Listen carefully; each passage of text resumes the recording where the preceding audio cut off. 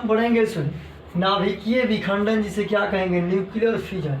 तो नाभिकीय विखंडन में किसी नाभिक के दो या अधिक छोटे नाभिकों में टूटने की प्रक्रिया क्या कहलाता है, नाभिकीय विखंडन कहलाता है।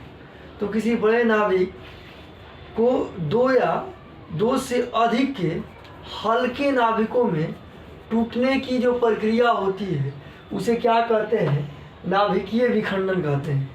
तो ऐसे भी कह सकते हैं सर कि किसी बड़े नाभिक वाले तत्व को दो या दो से अधिक नाभिकों में टूटने की प्रक्रिया क्या कहलाता है, नाभिकीय विखंडन कहलाता है। अब रहा है स्वयं इसकी खोज जर्मन वैज्ञानिक ऑटो हॉर्न तथा स्ट्रॉसमैन ने एक क्रांतिकारी खोज की और उन्होंने क्या किया कि नाभिक को तोड़ने में सफलता प्राप्त की। उन्होंने यूरेनियम 92-235 पर न्यूट्रॉन से बमबारी की, हल्के गति में न्यूट्रॉन के मंद गति से बमबारी की। किस पर, यूरेनियम 92 और 235 पर हल्के न्यूट्रॉन क्या है सुन मंद गति से न्यूट्रॉन का बमबारी की। तो बेरियम और क्रिप्टन के क्या हुए सुन दो अलग अलग नाभिक का निर्माण हुआ और 3 अतिरिक्त न्यूट्रॉन क्या हुए, उत्सर्जित हुए। और इस अभिक्रिया में 200 मेगा वोल्ट की एनर्जी उत्पन्न हुई और यह एनर्जी आइंस्टीन के ऊर्जा समीकरण E = mc² से दिया जाता है।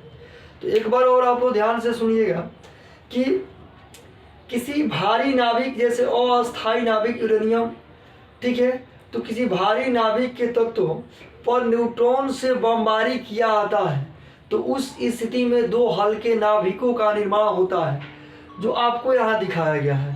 तो नाभिकीय विखंडन याद रहेगा स्टूडेंट कि किसी नाभिक पर न्यूट्रॉन के बमबारी करने से क्या होता है, दो अलग अलग नाभिकों या दो अलग नाभिकों का निर्माण होता है जिसमें अधिक मात्रा में क्या होती है, ऊर्जा निर्मुक्त होती है और यह ऊर्जा आइंस्टीन के ऊर्जा समीकरण से दिया जाता है। तो आइंस्टीन समीकरण क्या रहा, E = mc²। इसको नोट कर लीजिएगा, ठीक है। तो आप जाने कि किसी नाभिक के दो या अधिक छोटे नाभिकों में टूटने को नाभिकीय विखंडन कहते हैं।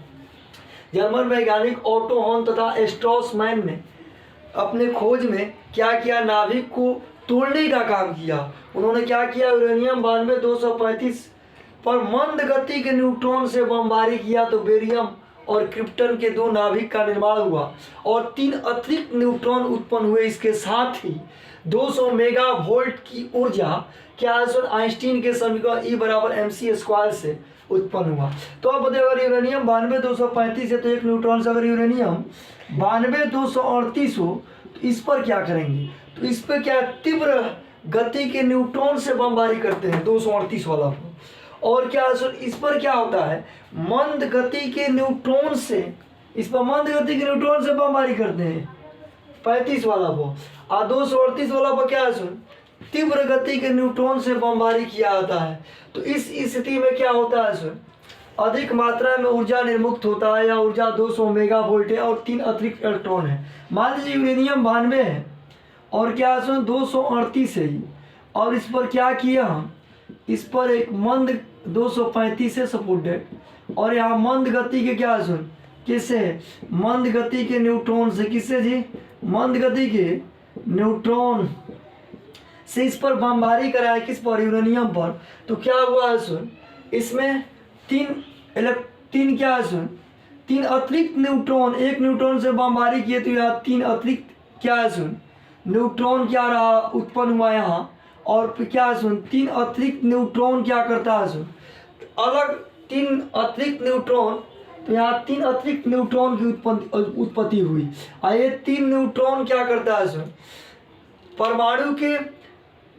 परमाणु के नाभिक को पुनः क्या करता है, विखंडित करता है और परमाणुओं पर वार करके क्या है, अतिरिक्त 3 न्यूट्रॉन फिर क्या करता है, उत्पन्न करता है। यहाँ से ऐसे 3, यहाँ से ऐसे ऐसे, इस तरह क्या है, माने क्या करता है, एक न्यूट्रॉन जो होता है 3 अतिरिक्त न्यूट्रॉन क्या करता है, उत्पन्न करता है। ऐसे इस तरह क्या होता है, जो अभिक्रियाएं होती है वह क्या होती है, अनियंत्रित हो जाती है। ऐसे यानी एक न्यूट्रॉन से बमबारी किए तो 3 न्यूट्रॉन उत्पन्न हुआ, फिर वह 3 न्यूट्रॉन में एक न्यूट्रॉन क्या रहा है, फिर 3 न्यूट्रॉन को उत्पन्न किए।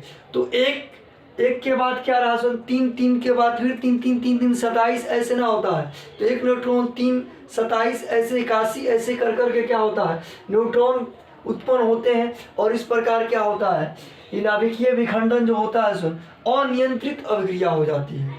और परमाणु बम जो होता है सुन वह अनियंत्रित, परमाणु बम नाभिकीय विखंडन पर आधारित घटना है। ठीक है, परमाणु बम जो है वह नाभिकीय विखंडन पर क्या सुन आधारित घटना है। और इसको क्या है सुन आप लोग नोट कर लीजिएगा। तो याद रखिएगा सुन कि जब कोई बड़ा नाभिक या भारी नाभिक दो हल्के नाभिकों में खंडित होता है या टूटता है, दो हल्के नाभिकों में खंडित होता है या दो से अधिक हल्के नाभिकों में टूटता है या खंडित होता है, तो यह प्रक्रिया क्या कहलाता है, नाभिकीय विखंडन कहलाता है। और नाभिकीय विखंडन में जैसे भारी नाभिक वाले तत्व जैसे यूरेनियम 92 238 235 पर क्या मंद गति के न्यूट्रॉन से बमबारी किया जाता है, जबकि 238 पर तीव्र गति के न्यूट्रॉन से बमबारी किया जाता है। तो बेरियम और क्रिप्टन के नाभिक का निर्माण होते हैं और अधिक मात्रा में क्या होता है, ऊर्जा निर्मुक्त होता है। और यह ऊर्जा आइंस्टीन के समीकरण E = mc² से दिया जाता है। तो आप याद रखिएगा नाभिकीय विखंडन। ठीक है, तो एक बार और सुन लीजिए। सुन, नाभिकीय विखंडन वैसी प्रक्रिया है जिसमें एक बड़े नाभिक टूटकर दो या दो से हल्के नाभिकों में परिवर्तित हो जाते हैं। यह प्रक्रिया क्या कहलाता है, नाभिकीय विखंडन कहलाता है। अब रहा कि इसमें अस्थायी नाभिक वाला तत्व लिया आता है, अधिक द्रव्यमान वाला तत्व लिया आता है, जैसे यूरेनियम 92 238 या यूरेनियम 92 235। तो यूरेनियम 92 238 पर यूरेनियम 92 238 पर तीव्र गति के न्यूट्रॉन से बमबारी किया जाता है, जबकि यूरेनियम 92 235 पर मंद गति के न्यूट्रॉन से बमबारी किया जाता है। तो बेरियम और क्रिप्टन के नाभिक का निर्माण होता है। 3 न्यूट्रॉन अतिरिक्त उत्सर्जित होते हैं। 1 न्यूट्रॉन से बमबारी किए तो 3 न्यूट्रॉन अतिरिक्त उत्सर्जित होते हैं। और 200 मेगावोल्ट क्या होता है सर कि ऊर्जा में 200 क्या sir 200 electron volt mega electron volt की ऊर्जा क्या होता है, निर्मुक्त होता है। अब देखिएगा सर, एक यहाँ यूरेनियम है, 1 न्यूट्रॉन से बमबारी किए तो क्या सुन 3 अतिरिक्त न्यूट्रॉन उत्पन्न हुए।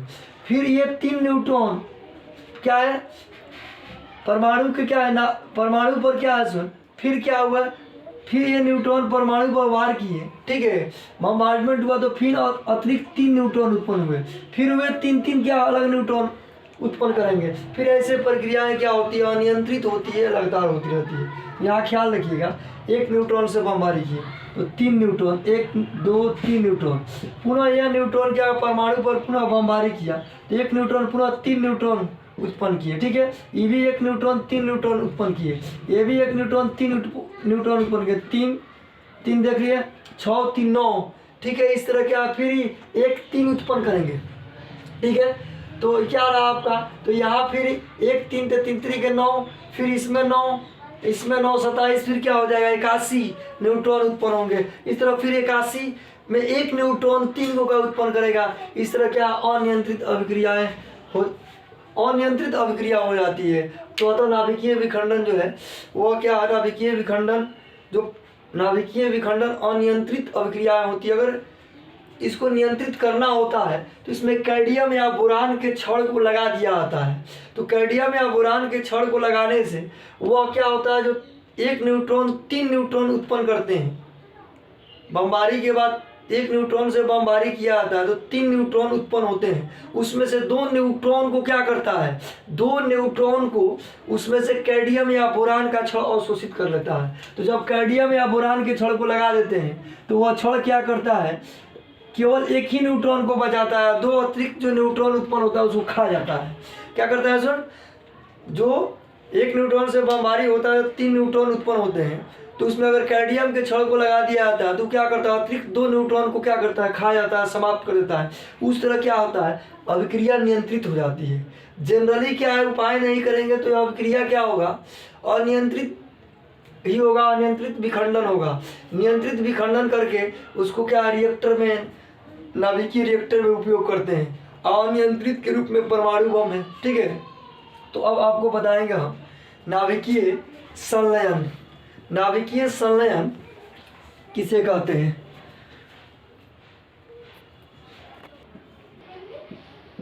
से प्राप्त देखिएगा, आज अब पढ़ेंगे हम इसमें नाभिकीय संलयन में कि दो अथवा दो से अधिक हल्के नाभिक वाले तत्व मिलकर एक बड़े नाभिक का निर्माण करते हैं। तो इसे क्या कहते हैं? नाभिकीय संलयन। देखिए, नाभिकीय विखंडन और नाभिकीय संलयन में क्या अंतर है? नाभिकीय विखंडन में एक भारी नाभिक टूटकर दो हल्के नाभिकों में विखंडित होता है या दो से अधिक हल्के नाभिकों में विखंडित होता है, जबकि संलयन में दो या दो से अधिक छोटे नाभिक मिलकर एक बड़े नाभिक का निर्माण करते हैं या एक बड़े नाभिक वाले तत्वों का निर्माण करते हैं। उसे हम क्या कहते हैं? नाभिकीय संलयन। दो अथवा अधिक हल्के नाभिकों को परस्पर संयुक्त होकर एक भारी नाभिक बनाने की प्रक्रिया को नाभिकीय संलयन कहते हैं। संलयन से प्राप्त नाभिक का द्रव्यमान संलयित होने वाले नाभिकों के द्रव्यमानों के योग से कुछ कम होता है। ठीक है, यानी दो नाभिकों को जोड़ दीजिएगा तो जो द्रव्यमान होगा वह क्या होता है? उनके दोनों द्रव्यमानों के योग से कुछ कम होता है। यानी जो कम होता है वह क्या हो जाता है? वह जो कम होता है द्रव्यमान, अर्थात वह द्रव्यमान ऊर्जा में क्या होता है? कन्वर्ट हो जाता है। दो नाभिकों को संयोजित होने से संलयित होने वाले नाभिकों के द्रव्यमान से नाभिकीय संलयन वाला जो द्रव्यमान बनता है वो कम होता है। जो इतना कम होता है वह किस में कन्वर्ट होता है? सुन, एनर्जी में क्या होता है? कन्वर्ट हो जाता है। अतः यहाँ देखिए सुन, टाइटेनियम ड्यूटेरियम कि क्या है? दो नाभिक मिलकर हीलियम के एक बड़े नाभिक का निर्माण करते हैं और क्या होता है? न्यूट्रॉन इसमें 17.6 मेगावोल्ट की ऊर्जा निर्मुक्त होती है। अब देखिएगा, 1 ग्राम यूरेनियम के विखंडन, 1 ग्राम यूरेनियम के विखंडन से जो ऊर्जा निर्मुक्त होता है उससे अधिक क्या होता है? सुन, उससे अधिक 1 ग्राम हीलियम, 1 ग्राम हीलियम के संलयन से ऊर्जा क्या होता है? निर्मुक्त होता है। यानी कहने का अर्थ रहा कि यूरेनियम के विखंडन में जितना ऊर्जा क्या होता है? सुन, निर्मुक्त नहीं होता है, उससे ज़्यादा 1 ग्राम हीलियम से क्या होता है? ऊर्जा क्या होता है? निर्मुक्त होता है। संलयन में दो हल्के तत्वों के नाभिक मिलकर एक बड़े नाभिक का निर्माण करते हैं जिसमें ऊर्जा भी क्या अधिक मात्रा में निर्मुक्त होता है। ठीक है, जो आप देखें ड्यूटेरियम और क्या टाइटेनियम के नाभिक मिलकर क्या करते हैं? हीलियम के नाभिक का निर्माण करते हैं और ऊर्जा क्या होता है? निर्मुक्त होता है। तो संलयन में दो नाभिक जुड़ जाते हैं, विखंडन में एक बड़ा नाभिक टूट कर दो नाभिकों में बढ़ जाते हैं। अब पढ़ेंगे हम नाभिकीय संलयन तथा नाभिकीय विखंडन में अंतर। क्या पढ़ेंगे? सुन, नाभिकीय संलयन तथा नाभिकीय विखंडन में अंतर। अब हम पढ़ेंगे सुन, नाभिकीय विखंडन तथा नाभिकीय संलयन। तो देखिएगा, नाभिकीय विखंडन में यह एक प्रक्रिया जो साधारण ताप पर कराई जाती है। यह प्रक्रिया साधारण ताप पर कराई जाती है। यह क्रिया केवल उच्च ताप पर होती है। नाभिकीय संलयन उच्च ताप पर होती है, जबकि नाभिकीय विखंडन क्या है? साधारण ताप पर होती है। यह क्रिया केवल भारी नाभिकों में कराई जा सकती है। यह नाभिकीय विखंडन में एक भारी नाभिक टूटकर दो हल्के नाभिकों में परिवर्तित होते हैं। यह केवल हल्के तत्वों के नाभिकों से होती है, और जबकि नाभिकीय संलयन में दो हल्के नाभिक मिलकर एक भारी नाभिक का निर्माण करते हैं। अब बताइएगा सुन, अब इसमें दो हल्के तत्वों को मिलाकर नाभिकीय संलयन की प्रक्रिया कराई जाती है, जबकि नाभिकीय विखंडन में यह क्रिया केवल भारी नाभिकों में कराई जा सकती है। इसमें क्या है? 200 मेगा इलेक्ट्रॉन वोल्ट ऊर्जा निर्मुक्त होता है। इसमें 24 मेगा इलेक्ट्रॉन वोल्ट ऊर्जा क्या होता है? उत्पन्न होता है, निर्मुक्त होता है। इस क्रिया को नियंत्रित किया आता है। इस क्रिया को नियंत्रित किया आता है और इसको क्या है? नियंत्रित नहीं किया आता है। अब रहा कि इसमें एक भारी नाभिक दो या दो से हल्के नाभिक, इसमें एक भारी नाभिक दो या दो से